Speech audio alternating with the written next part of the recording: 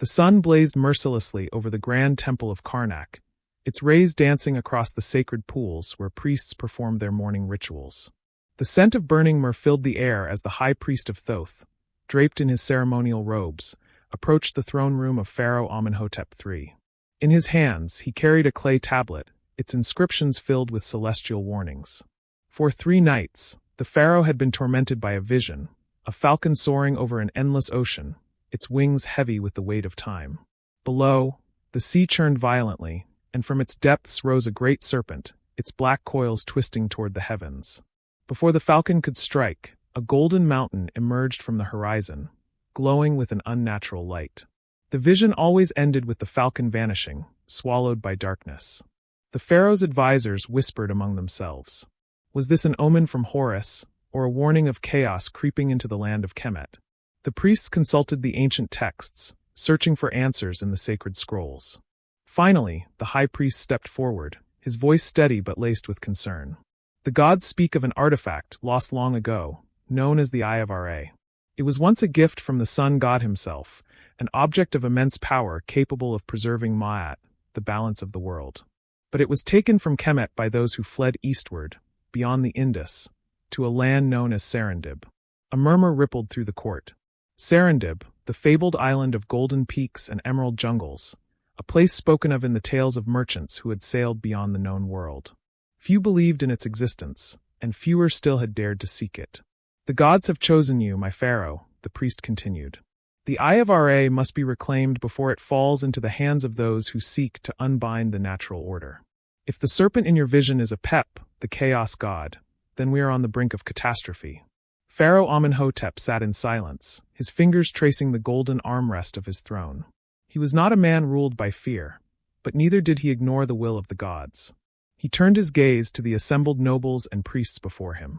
Who among us is worthy of this task? A hush fell upon the chamber. Then, from among the gathered men, a figure stepped forward.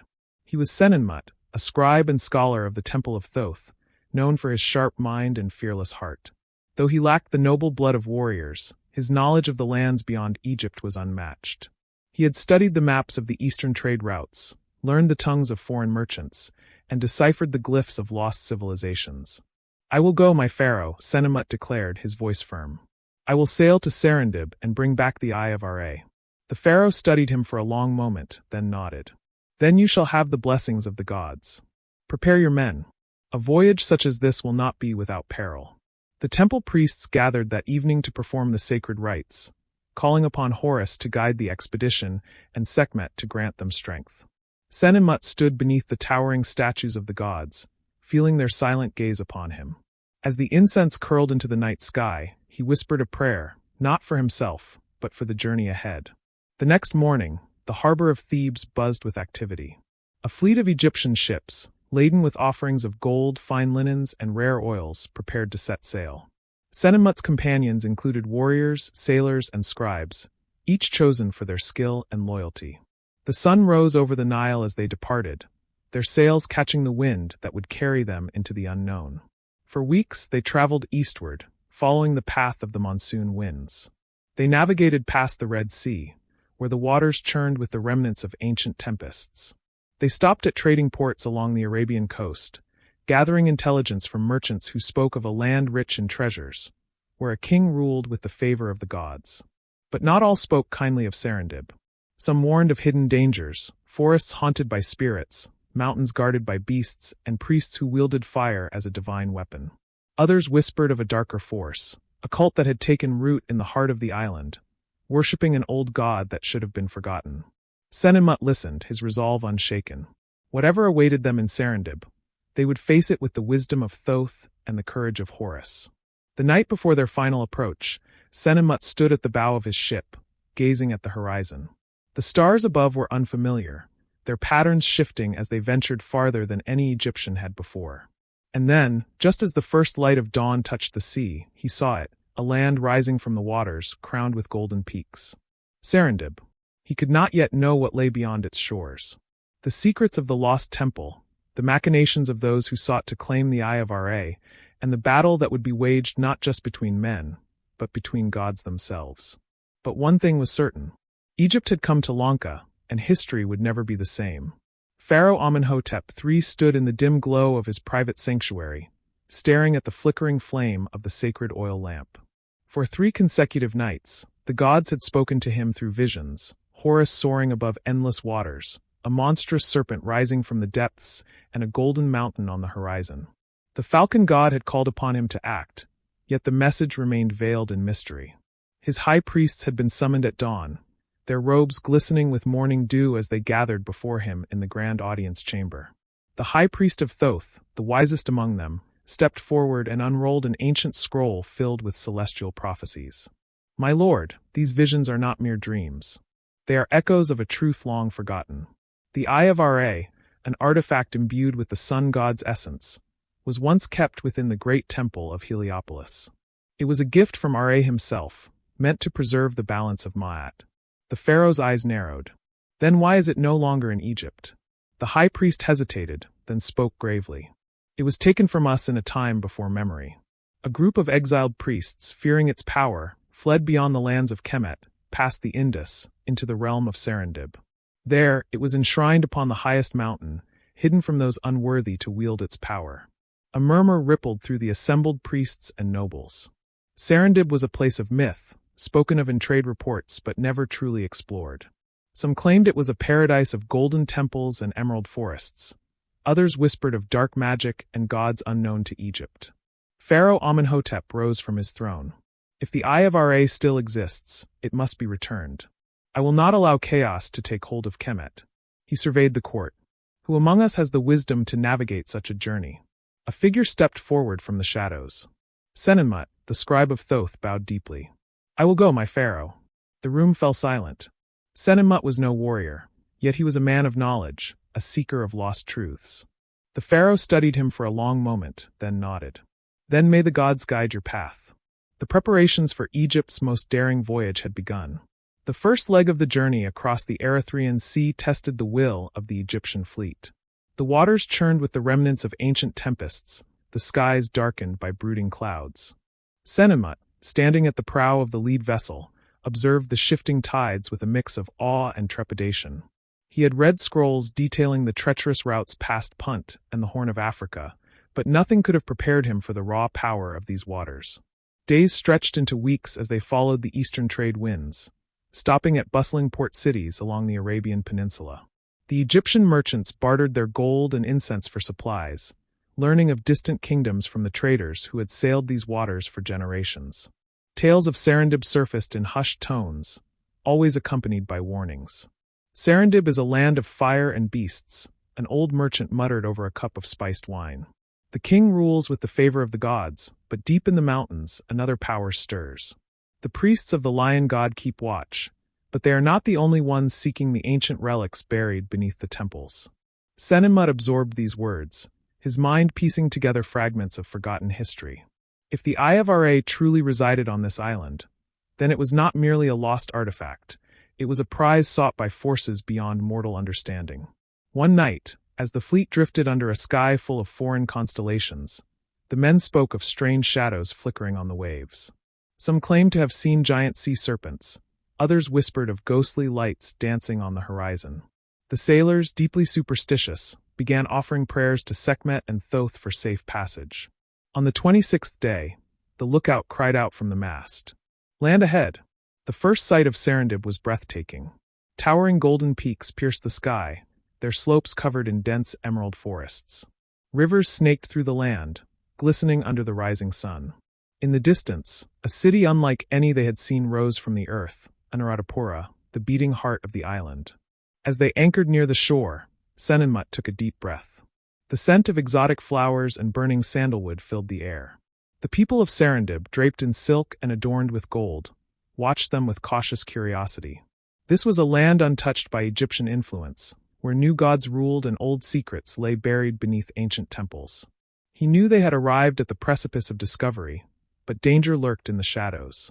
Somewhere in the depths of Serendib, a power long forgotten waited to awaken, and Egypt had come to claim it. Senenmut and his companions were received with cautious curiosity in Nara-Simha. They were granted an audience with King Vijaya, who ruled Serendib with wisdom and the favor of the gods.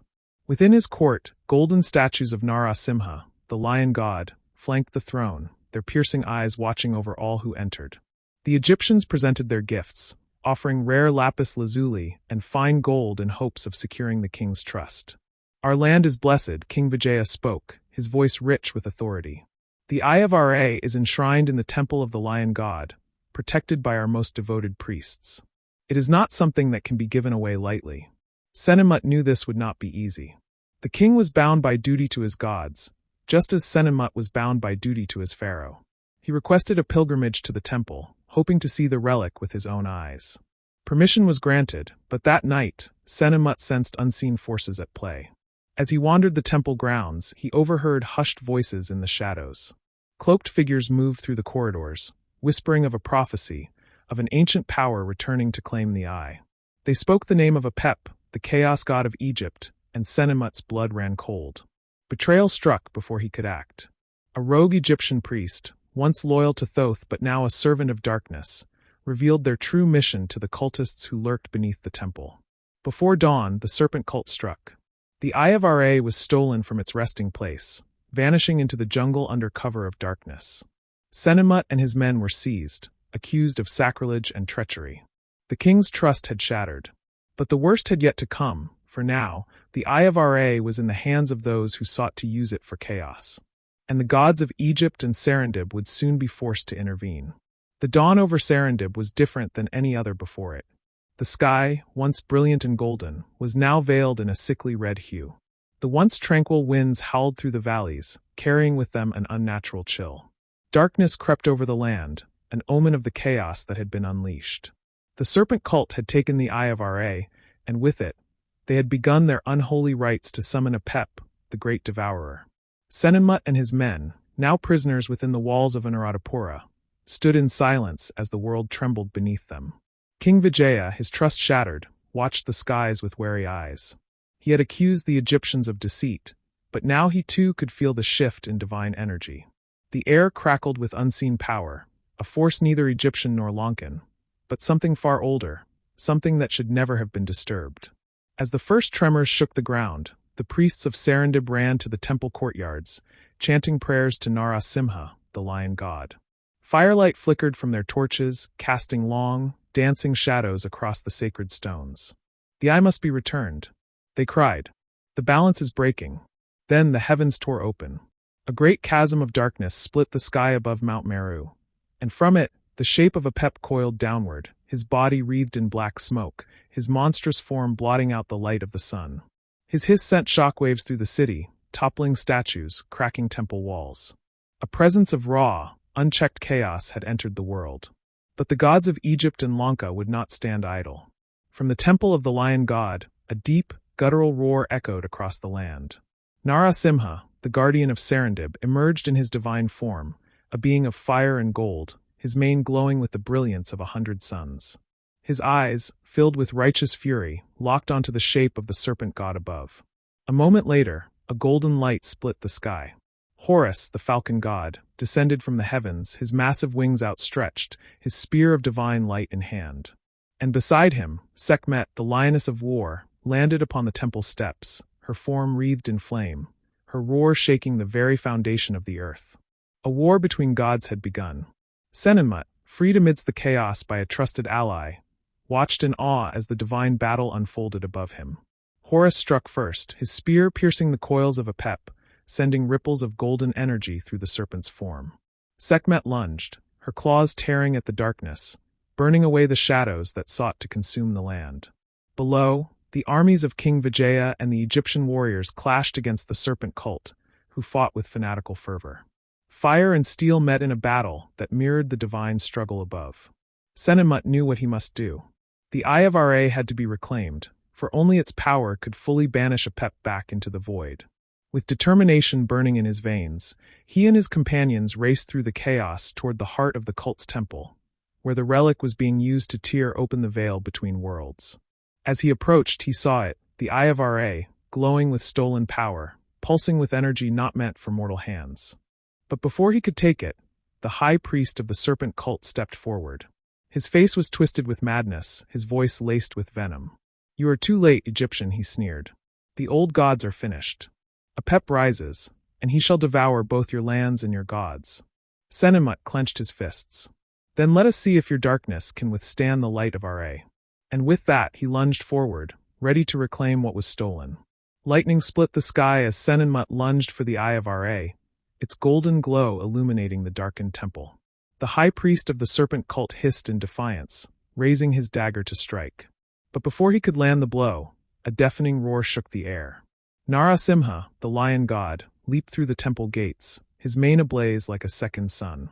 His claws slashed through the shadows, sending cultists screaming into the darkness. Horus soared above, his wings flashing with divine fury as he clashed with Apep, the serpent god. Sekhmet, the war goddess, descended upon the battlefield, her blade carving through the enemy ranks with unrelenting precision. Serendib, fueled by the god's fury, seized the eye of Ra from its pedestal. A shockwave pulsed through the temple, throwing back the cultists as golden energy surged through him. The relic was heavier than he imagined, its power vibrating in his hands as though it held the essence of the sun itself. Apep let out a chilling screech, his coils tightening around Mount Meru, seeking to crush the land beneath him.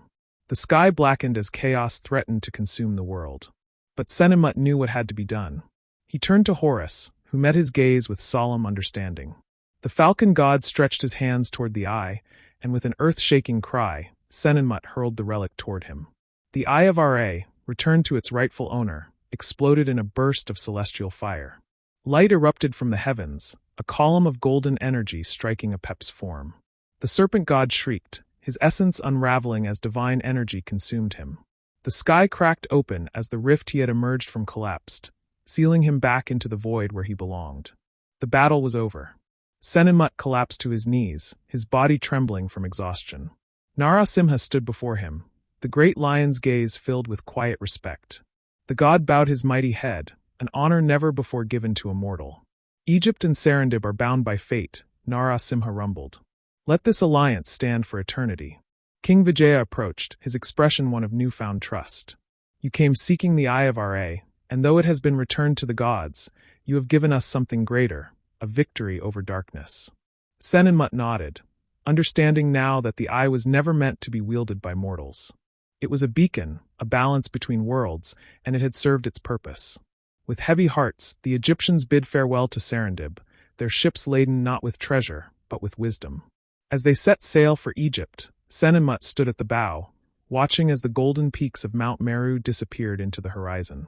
Upon his return, Pharaoh Amenhotep III decreed that a grand temple be built in Thebes, one that would bear the image of Horus and the lion god of Serendib standing side by side. It would be a monument to their victory, to the gods who had fought for balance, and to the journey that had forever linked two great civilizations.